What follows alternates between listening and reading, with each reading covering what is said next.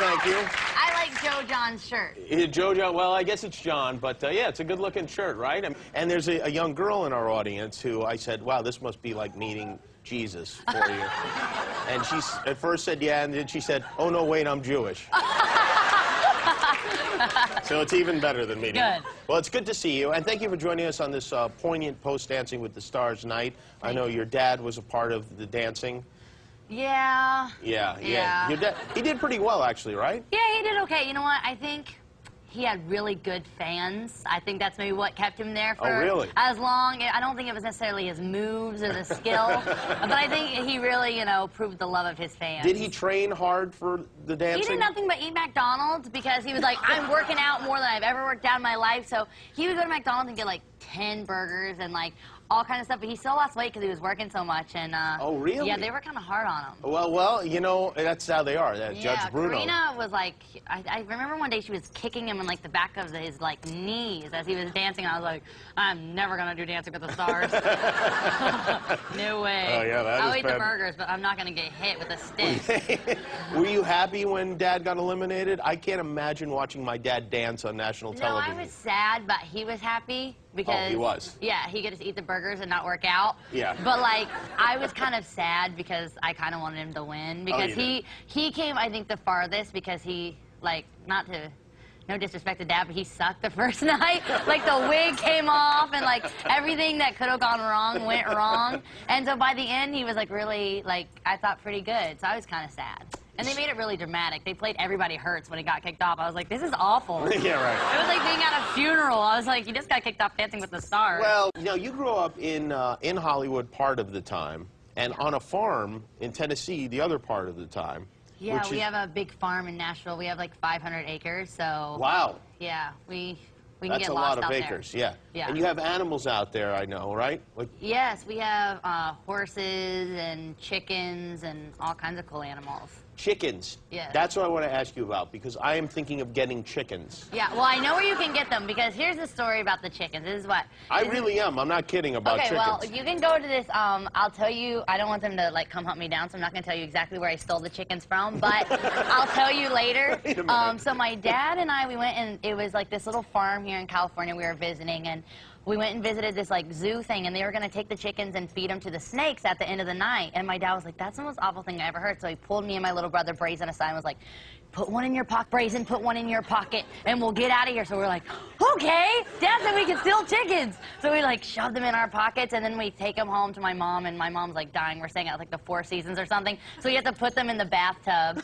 And so we let them, like, just sit in the bathtub till the plane. And then my mom told, like, the flight attendant and everyone on, like, Southwest or something that they were special birds and they couldn't go underneath the plane because they like couldn't get with the air or whatever, so we flew home to Nashville with these chickens. And what happened? And the chickens flew, miraculously. Yes. Home to Nashville, and then what happened to the chickens? We kept them for like a few years, but they had a natural death. It wasn't from the snakes from the zoo. It was from you guys eating them? Yeah, no, just kidding. No, and the truth comes out. No, yeah, they just like died. My mom, I don't. They died. She just did that thing that was like, they're asleep, and they've been asleep since I was like 8. So, right, yeah. I don't know where they are. Oh, that's a pretty cool thing to do, a chicken robbery with your dad. Yeah, it was awesome. I want to ask you about this photograph. I'm going to go to jail. This is, I think it's from your book.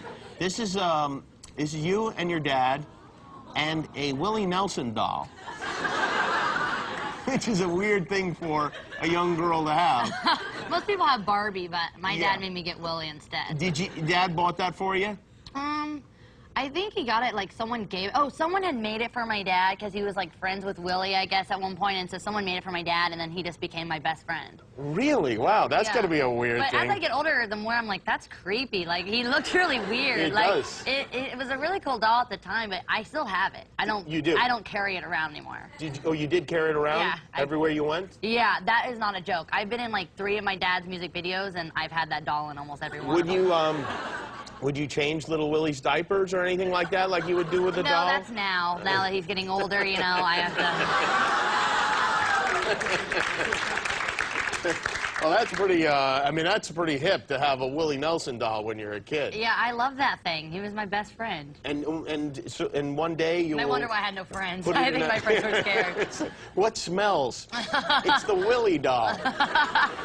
Well, we are going to, when we come back, we're going to talk about your new movie and your romantic relationship with your co-star. I now have a Liam doll, too, that I carry around in like a little buggy as well. Very nice. Good. You should always have something in case you need to poke pins in it if it goes wrong. What happens then? Do you start spending money like crazy? Oh, yeah. No, I'm just kidding. I would if I was you. I don't know. First thing I would do, evict my parents from the house. Yeah, I'm going to take all of my money. No, Mom, get out. Take the 10-year-old with you. No. Everybody hits the road, yeah. I don't know. I'm gonna move out and like get my own place and right away? Yeah. Yeah. I have lots of brothers and sisters. My mom is like an interior designer, or used to be. She's really into it. So my mom is gonna like help me do all that stuff. But we have pretty much the most opposite tastes of any two human beings on the planet. So I have a feeling there's gonna be some fist fights and like IKEA because it's like not gonna be good. I want like everything on the floor and like really zen, and my mom likes like chandeliers and like crazy stuff. I'm like, I want to be able to touch stuff in my house and not be afraid of like breaking it, because she's yelled at me my whole life about breaking stuff in the house. Can I give you some advice? Yes. Don't let Mom advise you on the interior decorating. I think the same Let thing. her advise you in life and all that. Pick my boyfriends, but not my yes, carpet. let her select your the important things in life. Yeah. That's fine, but when it comes to your first place, I mean, if you want to make it look, if you want to make it a wreck, just make it a wreck. That's what I want to do. She's like, my room right now is actually a wreck. I just have like, I have like skull posters on one side and like Marilyn Monroe on the other side, and like everything's on the floor, and like I just am really like zen and like everything really chill. But she says that zen and cluttered are different, but I'm like, they're not different. I like my cluttered because even though it's messy, I can find everything in the mess. That's right. Does that and make sense? you should hire a whole bunch of servants to clean up after you too. That's the thing I would do. Do you have to clean your own room?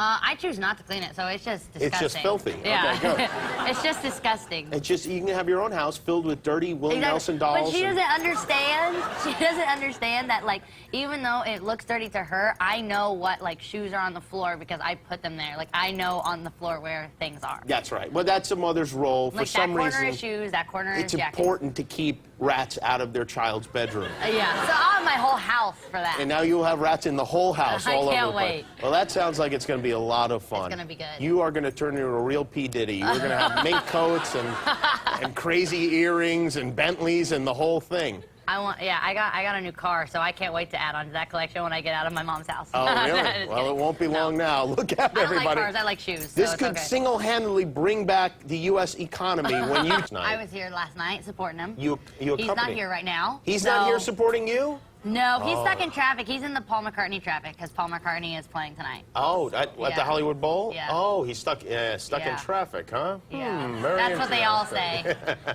How did you wind up meeting, obviously on the movie, you guys meet before the movie? No, well, kind of. They were casting, and so my mom had gotten it narrowed down to like 3, basically, of everyone, of like Liam's character, and then everyone's different characters, so I went in and like read with them. Interesting. Yeah, so it was like a an blind arranged date, marriage or something. Yeah. It's like your mom went on The Bachelor for you. Exactly, and picked them out. And whittled it down to the last 3 weeks. Yeah, she would bring like pictures home all the time, and I would be like, this is weird. She does like staring at Liam's face for like hours. She's like, no, I'm just assigning the character. I'm like, yeah, right. I stare at his face too. Yeah, what a dream for a mother, because they always want to be the one that picks who you wind up, who you wind up with. She was actually like sold before I was even. I was like, I don't really want to like, pick the person or whatever, and like, whatever. And so she was like, no, he's really cute. I'm like, yeah, he's like fine. She's like, no, he's really cute. I'm like, okay, Mom, go ahead. I'm like, just whatever. But the more we got to hang out, the more I got to know him, and like, he's super respectful and super smart, and there's not many people like that out here. He seems like a very nice guy. Yeah, he seems that way. Yeah, right. That's all you need. Yeah. Yeah, he seems like that. He's very good at his job. He's a good actor. No. No. He's awesome. And honestly, there's not many people that really are just super respectful, and like he's very much like that with like my private life, and just like we have this life that we do, which is all the press and whatever for the film, but then we have like our own life, and we hang out and almost every day, pretty much every day, and he just has become like my best friend. He's got like a Someone harem. asked him one time if he likes brunettes or blondes better, and I was like, I'm the perfect choice. I'm both. There you so go. I was like, you really do have the best girlfriend ever, so you better stick to it. That's right. Her mom will come in with My mom will come in with like hammers. Yeah.